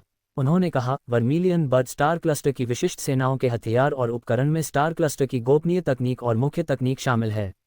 हालांकि स्टार क्लस्टर अभी भी silver flame super star cluster सभ्यता से समान गुणवत्ता वाले हथियारों और उपकरणों की खरीद के लिए धन जुटा सकता है। बेशक ये केवल silver flame super star cluster सभ्यता तक सीमित नहीं है। आप अन्य सुपर स्टार क्लस्टर सभ्यताओं या स्टार क्लस्टर सभ्यताओं से भी हथियार और उपकरण चुन सकते हैं। यदि आप इस योजना का उपयोग करते हैं तो मैं इसे सीधे अनुमोदित कर दूंगा। महामहिम, राष्ट्राध्यक्ष से आवेदन करने की कोई आवश्यकता नहीं है। गो किज्यू एक पल के लिए स्तब्ध रह गई, फिर उसने धन्यवाद देते हुए कहा, धन्यवाद महामहिम उपराष्ट्राध्यक्ष। उन्हें उम्मीद नहीं थी कि हानसेन इस समस्या को इस तरह से हल करेंगे। उपराष्ट्राध्यक्ष हानसेन के साथ संवाद समाप्त होने के बाद उन्होंने ब्लैकस्टोन लीजन के हथियारों और उपकरणों को स्वयं बनाने के लिए अनंत इंजन का उपयोग किया। स्टार क्लस्टर एलायंस और silver flame super star cluster के हथियार और उपकरण भंडारों की जांच करें। गठबंधन, इन हथियारों और उपकरणों के भंडार से सबसे अधिक लागत प्रभावी तरीके से सैन्य उपकरणों का एक सेट तैयार करें। आदेश मिलते ही अनंत इंजन ने तुरंत काम करना शुरू कर दिया। स्टार क्लस्टर एलायंस के 50 से अधिक स्टार क्लस्टरों से सार्वजनिक रूप से उपलब्ध सभी हथियारों और उपकरणों को अनंत इंजन द्वारा तेजी से स्कैन और विश्लेषण किया गया। स्टार क्लस्टर एलायंस हथियार और उपकरण भंडार स्कैनिंग और विश्लेषण जारी है, कृपया प्रतीक्षा करें। Silver flame super star cluster सभ्यता हथियार और उपकरण भंडार स्कैनिंग और विश्लेषण जारी है, कृपया प्रतीक्षा करें। स्कैन पूर्ण हो गया है, इष्टतम कॉन्फ़िगरेशन शुरू हो रहा है, कृपया प्रतीक्षा करें। इष्टतम कॉन्फ़िगरेशन पूर्ण हो गया है, कृपया कॉन्फ़िगरेशन योजना देखें। यदि यह कार्य हथियार और उपकरण विशेषज्ञों को सौंपा जाता तो इसमें 10 दिन से लेकर आधा महीना या उससे भी अधिक समय लग सकता था। इसके अलावा अंतिम परिणाम केवल घटिया सभी देशों के लिए उपयुक्त उपकरणों का एक संग्रह ही हो सकता है। हालांकि अनंत इंजन अलग था, इसकी गणना, विश्लेषण और युद्ध अनुकरण क्षमताएं हथियार विशेषज्ञों के लिए बेजोड़ थीं। गोकिज्यू ने कॉन्फ़िगरेशन योजना पर एक नज़र डाली और पाया कि इसकी लागत प्रभावशीलता असाधारण रूप से उच्च थी। वर्मिलियन बर्ड स्टार क्लस्टर की एक विशिष्ट सेना के लिए, यदि यह करोड़ों सैनिकों की एक टुकड़ी होती, तो व्यक्तिगत उपकरणों की औसत लागत 42 मिलियन एफ स्तरीय ऊर्जा स्टोन होती। ब्लैकस्टोन लीजन जैसी पारंपरिक लड़ाकू इकाई के लिए व्यक्तिगत तैयारी की औसत लागत लगभग 16 मिलियन एफ स्तरीय ऊर्जा स्टोन थी। हालांकि अनंत इंजन द्वारा प्रदान की गई कॉन्फ़िगरेशन योजना की लागत केवल 32 मिलियन थी, फिर भी इसने अपेक्षाकृत उत्कृष्ट हथियारों और उपकरणों की एक श्रृंखला खरीदी। अनंत इंजन के एल्गोरिदम के अनुसार ब्लैकस्टोन लीजन के नवनिर्मित उपकरणों की समग्र rating vermilion Bird Star cluster की सभी विशिष्ट इकाइयों से भी अधिक थी। यह अभी तक अज्ञात है कि ब्लैकस्टोन लीजन के सदस्यों के हाथों में इन हथियारों का क्या प्रभाव होगा। गोकिज्यू द्वारा प्रस्तुत हथियार खरीद सूची को उपराष्ट्राध्यक्ष हान सेन ने वर्मिलियन बर्ड स्टार क्लस्टर के मुख्य हथियार विशेषज्ञ हान कियान को सौंप दिया। इस सभी राष्ट्रों के हथियारों की सूची को देखकर हान कियान को सिरदर्द होने लगा। हथियारों और उपकरणों का इतना अव्यवस्थित संग्रह देखकर ही उसका सिर दर्द करने लगा। क्या इस तरह के हथियार और उपकरण संयोजन का वास्तव में सामान्य रूप से उपयोग किया जा सकता है? सबसे भयावह बात यह थी कि कई हथियार और उपकरण पारंपरिक नहीं थे, यहाँ तक कि मुख्य हथियार विशेषज्ञ हान कियान भी उनसे बहुत परिचित नहीं थे। गोकिज्यू द्वारा प्रस्तुत सूची को समझने के लिए हान कियान को डेटा और शोध का सहारा लेना पड़ा। फिर कुछ ऐसा हुआ जिससे खूबसूरत हान कियान के सिर में झुनझुनी सी महसूस हुई। ब्लैकस्टोन लीजन का कमांडर वास्तव में एक विलक्षण प्रतिभा था। वह ये समझ नहीं पा रही थी कि दूसरी पार्टी को इतने सारे हथियारों की जानकारी कैसे हो सकती है, और इन विविध हथियारों और उपकरणों को वास्तव में एक विशेष प्रकार के समन्वय के साथ संयुक्त रूप से उपयोग में लाया जा सकता था। विभिन्न तारा समूहों और आकाशगंगाओं से आए इन हथियारों को ब्लैकस्टोन लीजन सीरीज के हथियार कहना भी कोई समस्या नहीं थी। यह महसूस करने के बाद कि यह सूची सरल नहीं थी, हान कियान ने इसका सावधानीपूर्वक विश्लेषण और शोध करना शुरू कर दिया। जैसे जैसे उसने विश्लेषण और शोध किया, उसे पता चला कि यह सूची असाधारण थी। कम से कम सैद्धांतिक रूप से तो यह बहुत शक्तिशाली था, बस यह अज्ञात था कि युद्ध के मैदान में इसका प्रदर्शन कैसा होगा। हान कियान ने एक पल सोचा और फिर भी इस मामले की सूचना राज्य प्रमुख सैलिसबरी को दे दी। वर्मिलियन बर्ड स्टार क्लस्टर, राष्ट्राध्यक्ष कार्यालय हॉल। महिला राष्ट्राध्यक्ष को देखकर हान कियान ने आदरपूर्वक कहा, महामहिम राष्ट्राध्यक्ष, ब्लैकस्टोन लीजन के कमांडर गोकिज्यू ने उपकरणों की एक सूची प्रस्तुत की है। ये सुनकर सैलिसबरी ने सिर हिलाया और कहा, मुझे इसके बारे में पहले से ही पता है। अगर सूची ठीक है तो बस उसकी आवश्यकताओं के अनुसार हथियारों को व्यवस्थित कर दीजिए। बोलने के बाद सैलिसबरी ने भौहें चढ़ाकर पूछा, क्या ऐसा हो सकता है कि सूची में कोई समस्या हो? हान कियान ने झट से अपना सिर हिलाया, फिर एक ऐसा जवाब दिया जिससे सैलिसबरी बहुत हैरान हो गया। महामहिम राष्ट्राध्यक्ष, इस हथियार और उपकरण सूची में कोई समस्या नहीं है। वास्तव में यह एकदम सही है। ये सूची 50 तारा समूह सभ्यताओं और सिल्वर फ्लेम सुपर तारा समूह सभ्यता से हथियार, उपकरण घटक और यहाँ तक कि कच्चा माल भी प्राप्त करती है। हालांकि मेरे पेशेवर विश्लेषण के अनुसार हथियारों और उपकरणों का ये सेट न केवल सस्ता है बल्कि युद्ध के मैदान में बेहतर प्रदर्शन भी करेगा। इस बार सैलिसबरी को दिलचस्पी हुई। उसने हान कियान की ओर देखा और शांत भाव से कहा, मुझे विस्तार से बताओ। हान कियान इसी मामले के लिए राष्ट्राध्यक्ष के कार्यालय भवन में आई थी। वह तुरंत आगे बढ़ी और सैलिसबरी को समझाने लगी। ये स्पष्टीकरण पूरी सुबह तक चलता रहा। फिर राष्ट्राध्यक्ष सैलिसबरी के चेहरे के भाव कुछ विचित्र हो गए। यदि हान कियान का विश्लेषण पूरी तरह से सही था या अधिकतर सही था, तो हथियारों और उपकरणों का ये समूह बहुत ही दुर्जेय था।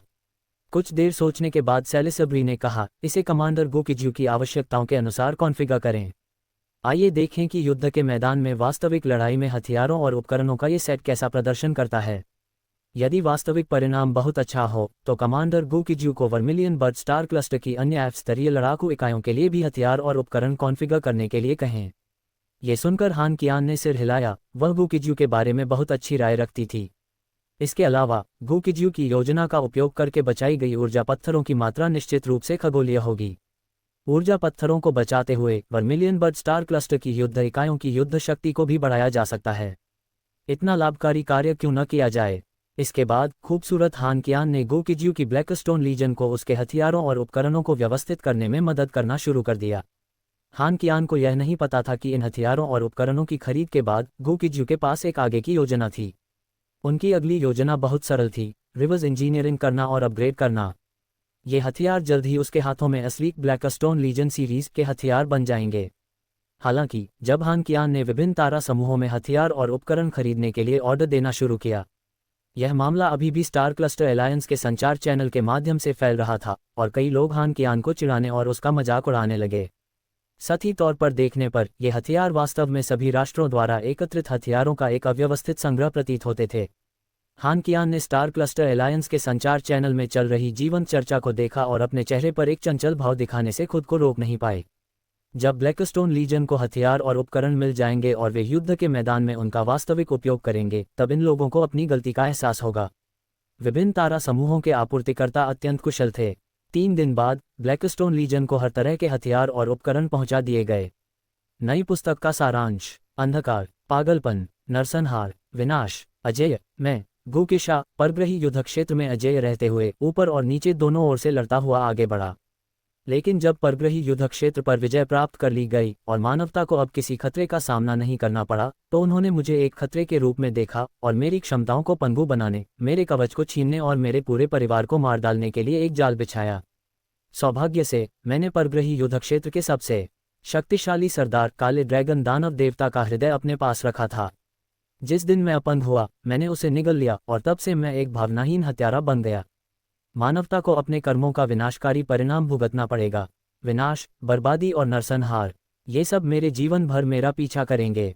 ब्लैकस्टोन लीजन के सदस्यों को पता था कि वे अपने हथियारों और उपकरणों को अपडेट करने वाले हैं। नए हथियार और उपकरण आने से पहले ही ब्लैकस्टोन लीजन के 10 मिलियन सैनिकों को उनके उपयोगकर्ता मैनुअल मिल चुके थे। इन हथियारों और उपकरणों के उपयोग के तरीके काफ़ी हद तक एक जैसे थे। कुछ दिनों तक उन दस्तावेजों को सरसरी तौर पर देखने के बाद ब्लैकस्टोन लीजन के सदस्यों को मोटे तौर पर पता चल गया था कि उन्हें कौन से हथियार और उपकरण प्राप्त होंगे। वे इन हथियारों और उपकरणों का उपयोग करना भी जानते थे। जिस बात ने उन्हें थोड़ा हैरान किया वह ये थी कि उनके हथियार और उपकरण ठीक वैसे ही थे जैसा कि बाहर अफवाहें फैली हुई थीं। स्टार क्लस्टर एलायंस के संचार चैनलों पर उनके हथियारों और उपकरणों के बारे में कई अफवाहें फैली हुई थीं। उन लोगों के अनुसार ब्लैकस्टोन लीजन के हथियार और उपकरण विभिन्न तारा समूह स्तरीय सभ्यताओं से एकत्रित किए गए थे। इससे ब्लैकस्टोन लीजन के सदस्यों को बहुत असहज महसूस हुआ, लेकिन उनके पास इसका खंडन करने का कोई तरीका नहीं था क्योंकि वास्तव में यही वास्तविकता थी।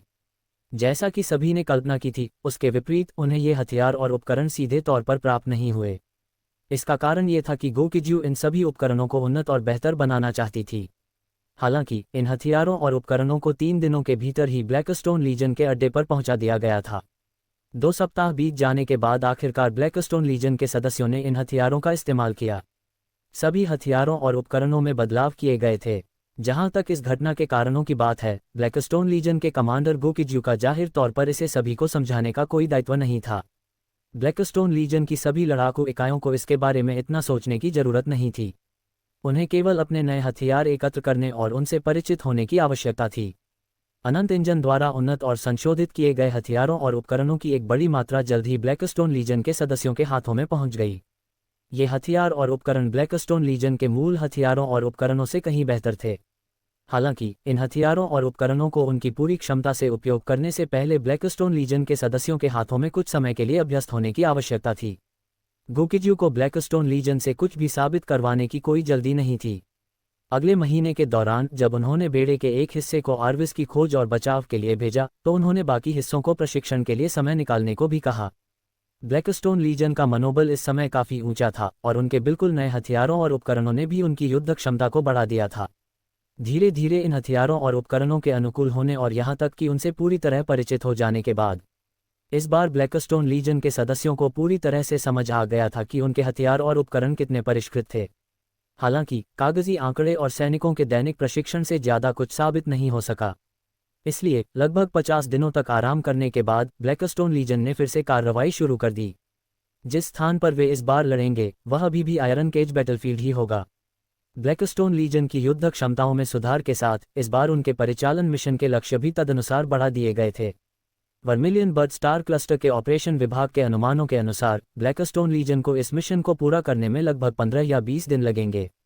आयरन केज बैटलफील्ड, अग्रिम पंक्ति का अड्डा। ब्लैकस्टोन लीजन के 10 मिलियन से अधिक लड़ाकू सैनिकों को बहुत कम समय में पूरी तरह से इकट्ठा किया गया था। इन 10 मिलियन लड़ाकू सैनिकों ने 1000 विशाल टुकड़ियां बनाईं, जिनमें से प्रत्येक टुकड़ी में 10,000 लोग थे। आकाश में और जमीन पर ब्लैकस्टोन लीजन के सैनिक हर जगह मौजूद थे। उनके पीछे अंतरिक्ष यान थे जो आकाश और पृथ्वी को ढके हुए थे। ये सभी अंतरिक्ष यान सक्रिय हो चुके थे और कम ऊंचाई पर मंडरा रहे थे। गुकिज्यू ने ब्लैकस्टोन लीजन के सदस्यों को देखा। उनकी राजसी और ठंडी आवाज पूरे क्षेत्र में गूंज उठी। ब्लैकस्टोन लीजन के भाइयों, हम फिर से निकलने वाले हैं। इस बार हम जिस युद्ध क्षेत्र में लड़ रहे हैं वह अभी भी वही लौह पिंजरा युद्ध क्षेत्र है जिससे हम परिचित हैं। आयरन केज बैटलफील्ड एक बेहद भयावह नरसंहार स्थल है। असंख्य पारंपरिक लड़ाकू इकाइयां और विशिष्ट लड़ाकू इकाइयां लौह पिंजरे वाले युद्ध क्षेत्र में प्रवेश करने के बाद अक्सर वे कभी वापस नहीं लौटते। ब्लैकस्टोन लीजन के सैनिक अजेय नहीं हैं, लेकिन हमें फिर भी आयरन केज युद्ध क्षेत्र में प्रवेश करना होगा, क्योंकि यह तारामंडल के उच्च कमान का आदेश है और यह ब्लैकस्टोन लीजन में सभी के लिए खुद को परखने का स्थान भी है। जब गुकिज्यू बोल रही थी तो ब्लैकस्टोन लीजन में मौजूद सभी लोग चुपचाप सुन रहे थे। ब्लैकस्टोन लीजन के पूर्व प्रदर्शनों ने उन्हें अपार सम्मान दिलाया था। इस अपार सम्मान के साथ साथ जिम्मेदारी भी आई। ब्लैकस्टोन लीजन के सदस्यों के रूप में अधिकांश सदस्यों में सामूहिक सम्मान की भावना विकसित हो गई थी। वे सभी गुकिज्यू के नेतृत्व में इस युद्ध में खुद को साबित करने के लिए तैयार थे। इससे पहले गुकिज्यू खजाने की खोज पर जाना चाहता था, इसलिए उसने ब्लैकस्टोन लीजन को छोटी छोटी इकाइयों में विभाजित करके लड़ने का आदेश दिया था। इस बार मामला अलग था। आयरन केज बैटलफील्ड के खजाने पहले ही गुकिज्यू ने अपनी जेब में डाल लिए थे, इसलिए इस बार वह स्वयं ब्लैकस्टोन लीजन के 10 मिलियन लड़ाकू सैनिकों को युद्ध में भाग लेने के लिए आदेश देगा। जब सभी लोग गुकिज्यू के जोशीले भाषण को ध्यान से सुन रहे थे तब गुकिज्यू ने मुख्य बिंदु पर भी प्रकाश डाला। यदि दुर्भाग्यवश कोई युद्ध में मारा जाता है तो एक तरफ तो यह उसके दुर्भाग्य के कारण होता है और दूसरी तरफ यह इसलिए होता है क्योंकि उसने अपने दैनिक प्रशिक्षण में पर्याप्त मेहनत नहीं की। इसी प्रकार यदि आप जीवित लौट सकते हैं और सम्मान के साथ लौट सकते हैं, ऐसा इसलिए नहीं है कि मैंने अच्छी कमान संभाली या इसलिए कि किसकी क्षमता मजबूत है। ये दैनिक मेहनत से मिलने वाले पुरस्कारों के कारण है और इसलिए भी क्योंकि हम भाग्यशाली हैं। लेकिन अगर आप इस वजह से लापरवाही बरतते हैं तो अगली लड़ाई में आप शायद हमेशा के लिए युद्ध के मैदान में ही रह जाएंगे। मुझे उम्मीद है कि ब्लैकस्टोन लीजन के सभी सैनिक अत्यधिक सतर्क रहेंगे और पूरी ताकत से लड़ेंगे। मैं हमारी विजयी वापसी की कामना करता हूँ। मैं सम्मान के साथ हमारी वापसी की कामना करता हूँ। गुकिज्यू के बोलने के बाद वेबर, अलोद और अन्य लोगों ने एक एक करके बोलना शुरू किया। ब्लैकस्टोन लीजन सर्वविजयी, ब्लैकस्टोन लीजन सर्वविजयी। शुरुआत में असंख्य आवाजें थोड़ी शोरगुल वाली और अव्यवस्थित थीं, लेकिन धीरे धीरे आवाजें अधिकाधिक एकरूप होती गईं, अंततः एक प्रचंड प्रवाह में विलीन हो गईं। जब ब्लैकस्टोन लीजन का मनोबल चरम पर पहुंच गया तो गुकिज्यू ने आदेश दिया, सभी लोग ध्यान दें, जहाजों पर सवार हो जाएं। आदेश मिलते ही ब्लैकस्टोन लीजन के 10 मिलियन लड़ाकू सैनिक तेजी से 2000 से अधिक युद्धपोतों और विभिन्न प्रकार के अन्य अंतरिक्ष यानों पर सवार हो गए। ब्लैकस्टोन लीजन की इस कार्रवाई ने वर्मिलियन बर्ड स्टार क्लस्टर के उच्च कमान का ध्यान आकर्षित किया, साथ ही स्टार क्लस्टर एलायंस के कई सदस्यों की निगाहें भी इस पर टिक गईं। जिस बात में सभी को सबसे ज्यादा दिलचस्पी थी वह ये थी कि क्या ब्लैकस्टोन लीजन की हथियारों और उपकरणों की मिश्रित शैली वास्तव में युद्ध के मैदान में उपयोगी थी। शुरू में कई लोगों को यकीन था कि ब्लैकस्टोन लीजन नाटक कर रहा था और यह सिर्फ एक धोखे की रणनीति थी, लेकिन अब कोई ऐसा नहीं कहता, क्योंकि ब्लैकस्टोन लीजन के सदस्य वास्तव में उन मिश्रित शैली के हथियारों को लेकर युद्ध के मैदान में जाने के लिए तैयार थे। इससे सभी लोग पूरी तरह से अवाक रह गए। यदि वास्तव में उन उपकरणों का सामान्य रूप से उपयोग नहीं किया जा सकता था तो ब्लैकस्टोन लीजन निश्चित रूप से ऐसा करने की हिम्मत नहीं करता। हालांकि सभी की सामान्य समझ के आधार पर वे वास्तव में ये कल्पना नहीं कर सकते थे कि युद्ध के मैदान में इस तरह के मिश्रित हथियारों का कितना उपयोग हो सकता है। ब्लैकस्टोन लीजन पर केवल बड़ी संख्या में दर्शक ही ध्यान नहीं दे रहे थे, अन्य लीजनों के कई कमांडर और डिप्टी कमांडर भी ब्लैकस्टोन लीजन के प्रदर्शन को देख रहे थे। ब्लैकस्टोन लीजन के अचानक उदय के बाद यह आसमान की ऊंचाइयों तक पहुंच गया था, जिससे निश्चित रूप से सीखने लायक कुछ था। कमांडर गुकिज्यू को नहीं पता था कि ब्लैकस्टोन लीजन के बारे में दूसरों की क्या राय है। हालांकि वह और उनके नेतृत्व में ब्लैकस्टोन लीजन ने वर्मिलियन बर्ड स्टार क्लस्टर और स्टार क्लस्टर एलायंस में पहले ही काफ़ी प्रसिद्धि हासिल कर ली थी।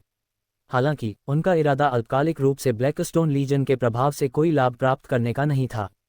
इसके अलावा जब तक ब्लैकस्टोन लीजन काफ़ी मजबूत और उसके प्रति वफादार था, वह अपने प्रयासों से मनचाहे लाभ प्राप्त कर सकता था। असंख्य निगाहों के सामने ब्लैकस्टोन लीजन ने युद्ध के मैदान में प्रवेश किया। ब्लैकस्टोन लीजन के अंतरिक्ष यान के पीछे कई ड्रोन और अन्य निगरानी उपकरण मौजूद थे जो ब्लैकस्टोन लीजन पर विभिन्न तरीकों से नजर रख रहे थे। इससे ब्लैकस्टोन लीजन के सदस्यों को कुछ परेशानियों का सामना करना पड़ा। बेशक कुछ योद्धा बहुत उत्साहित थे, क्योंकि युद्ध के मैदान में उनके वीरतापूर्ण प्रदर्शन को अधिक लोग देख सकेंगे। स्टार क्लस्टर एलायंस के संचार चैनल पर कई लोगों ने इस बात पर चर्चा शुरू कर दी कि इस बार ब्लैकस्टोन लीजन कैसे कार्रवाई करेगा। मुझे लगता है कि ब्लैकस्टोन लीजन अपनी पुरानी चालें फिर से जरूर अपनाएगा। जी हाँ, हमारे लैग्रेंज स्टार क्लस्टर के शोध और विश्लेषण के अनुसार ब्लैकस्टोन लीजन के पास एक बहुत ही शक्तिशाली खुफिया प्रणाली है। लड़ाकू दल के घुसपैठ अभियानों के लिए टुकड़ों में तोड़कर फिर से जोड़ने की विधि अपनाने से उन्हें बहुत बड़ा फायदा मिलता है। सच में, लेकिन कमांडर गोकिज्यू इस बार अपनी सेना को विभाजित करने की योजना नहीं बना रहे हैं। तुम समझते नहीं हो। सभी लोग इस बात पर चर्चा कर रहे थे कि कमांडर गोकिज्यू इस बार युद्ध का नेतृत्व कैसे करेंगे, लेकिन सच्चाई ये थी कि कम से कम अभी के लिए कमांडर गोकिज्यू खुद नहीं जानते थे कि इस लड़ाई को कैसे लड़ा जाए। अनंत इंजन अभी भी युद्ध क्षेत्र की खुफिया जानकारी एकत्र कर रहा था और डेटा का विश्लेषण कर रहा था, और युद्ध योजना प्रदान करने में थोड़ा और समय लगेगा। यहाँ तक कि कमांडर गोकिज्यू को भी नहीं पता था कि इस बार अंतिम युद्ध योजना क्या होगी। स्वाभाविक रूप से स्टार क्लस्टर एलायंस के संचार चैनल पर मौजूद हर कोई केवल अंदाजे लगा रहा था, वे कभी भी इसका पता नहीं लगा पाएंगे। युद्ध क्षेत्र से संबंधित खुफिया जानकारी का संग्रह पूरा हो गया है, विश्लेषण जारी है, कृपया प्रतीक्षा करें। डेटा विश्लेषण पूरा हो गया है, युद्ध योजना तैयार की जा रही है, कृपया प्रतीक्षा करें। लड़ाई की योजना तैयार हो गई है, कृपया सर्वोत्तम योजना की जांच करें। इस बार अनंत इंजन ने 3 सर्वोत्तम युद्ध योजनाएं प्रदान की। तीनों योजनाओं में बड़े पैमाने पर अभियान शामिल थे। गहन विचार विमर्श के बाद कमांडर गोकिज्यू ने ड्रैगन फ्लेम लीजन को बचाने के लिए अंतिम योजना का चयन किया, जो बुरी तरह से घिरी हुई थी। Dragon Flame Legion Dragon God star cluster सभ्यता की सबसे विशिष्ट लड़ाकू इकाइयों में से एक है। लंबे समय तक वे आयरन केज युद्ध क्षेत्र में सर्वोपरि मुख्य शक्ति थे। हालांकि उनके शानदार प्रदर्शन ने उन्हें क्लेन लोगों का निशाना भी बना दिया। अब ड्रैगन फ्लेम लीजन बुरी तरह से घिरी हुई है और पीछे हटना मुश्किल है। अन्य तारा समूहों की विशिष्ट लड़ाकू इकाइयों और नियमित लड़ाकू इकाइयों ने उन्हें बचाने की कोशिश की है, लेकिन उन्हें बहुत कम सफलता मिली है। उन्होंने मूल रूप से ड्रैगन फ्लेम लीजन के कुछ हजार या दसियों हजार योद्धाओं को ही बचाया। ड्रैगन फ्लेम लीजन के और भी योद्धा फंसे रह गए। केवल ड्रैगन गॉड स्टार क्लस्टर सभ्यता ही लगातार अपनी विशिष्ट सेना को बचा रही थी।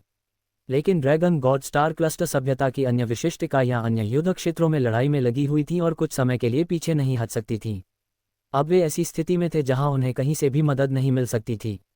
हालांकि उन्होंने स्टार क्लस्टर एलायंस की अन्य लड़ाकू इकाइयों से मदद मांगने के कई फायदे बताए, लेकिन इसका बहुत कम प्रभाव पड़ा। जब ब्लैकस्टोन लीजन ने उनकी मदद करने का फैसला किया तो ड्रैगन गॉड स्टार क्लस्टर सभ्यता की उप राष्ट्राध्यक्ष सोफिया ने तुरंत कमांडर गोकिज्यू के प्रति अपनी कृतज्ञता व्यक्त की।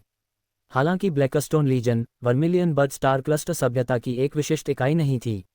जब अन्य तारामंडल सभ्यताएं लोगों को बचाने का जोखिम उठाने को तैयार नहीं थीं, तब उनकी मदद करने की तत्परता ड्रैगन गॉड तारामंडल सभ्यता के लिए एक समयोचित सहायता साबित हुई। इतना ही नहीं, ड्रैगन गॉड स्टार क्लस्टर सभ्यता की उपराष्ट्राध्यक्ष सोफिया ने भी ब्लैकस्टोन लीजन की सहायता के लिए एक बहुत ही शक्तिशाली ड्रैगन को भेजा।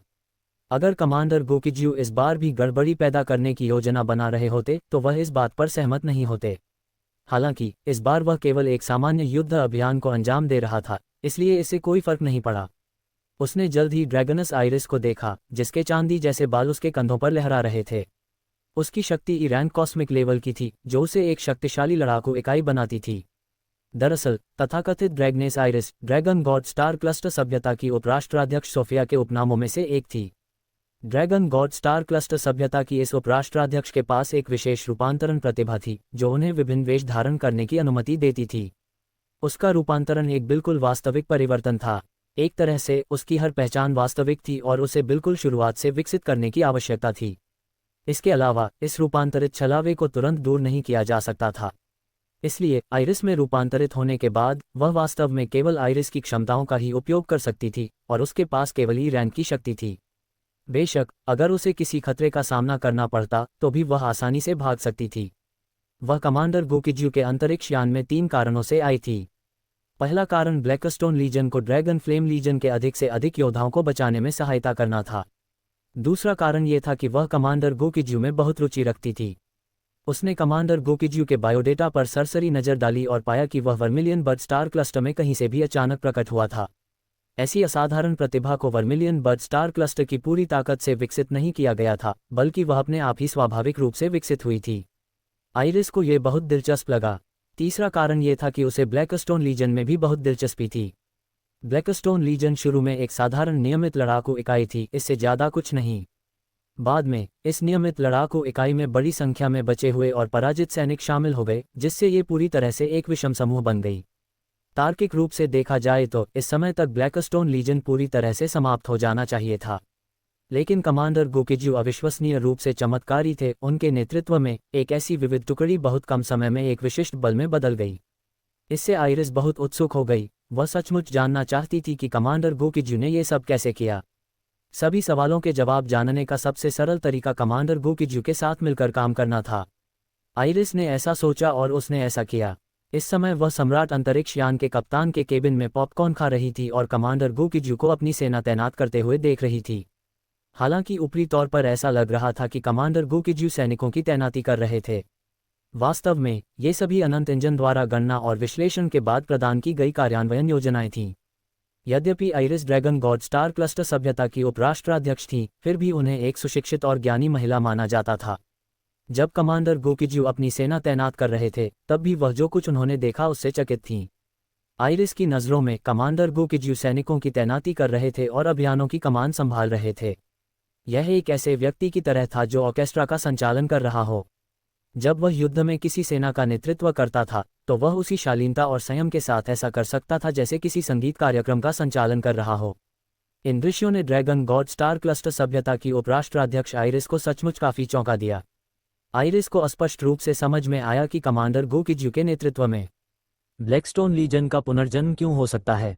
कमांडर गोकिजू के पास न केवल भयानक युद्ध शक्ति थी, बल्कि अविश्वसनीय रूप से असाधारण नेतृत्व क्षमता भी थी। तो ये था global mutations following a black member कहानी का 301 से 310 तक की एपिसोड। अगर कहानी पसंद आए तो सब्सक्राइब, लाइक और कमेंट करें, और भी इसी तरह के कहानी सुनने के लिए हमारे साथ जुड़े रहे।